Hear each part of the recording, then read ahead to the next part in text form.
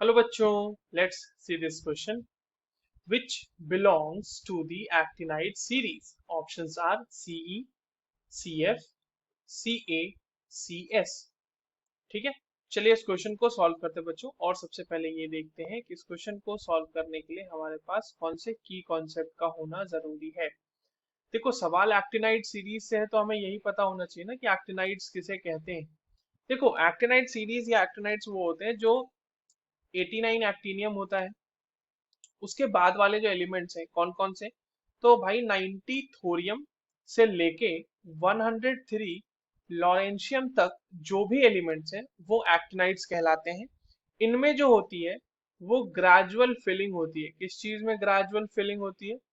तो gradual filling of 5f orbital होता है. इसमें इलेक्ट्रॉन की ग्रेजुअल फिलिंग होती है, तो वो कहलाते हैं एक्टिनाइड्स. ठीक है.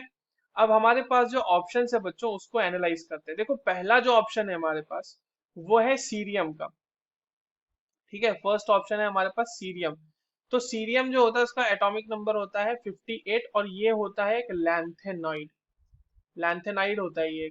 लैंथेनम के बाद वाले जो एलिमेंट्स है उसका लैंथेनाइड जो है ना सीरीज चालू होती है. सीरियम से ही चालू होती है ल्यूटेटियम तक.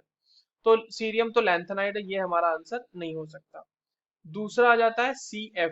सी एफ इज बेसिकली कैलिफोर्नियम. तो कैलिफोर्नियम, यस, कैलिफोर्नियम जो है वो एक लैंथेनॉइड है.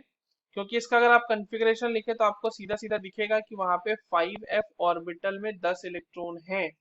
यानी कि एक हमारा एफ ब्लॉक, यानी कि एफ ब्लॉक के एलिमेंट में भी वो भी एक्टिनाइड सीरीज का एलिमेंट तो है. और आप देखो ये 98 90 थोरियम से लेकर लॉरेंशियम के बीच में ही आएगा ना. थर्ड ऑप्शन क्या है हमारा? कैल्शियम. तो बच्चों कैल्शियम जो है वो तो 20 होता है उसका एटॉमिक नंबर.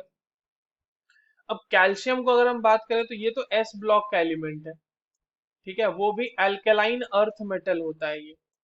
तो ये तो नहीं हो सकता.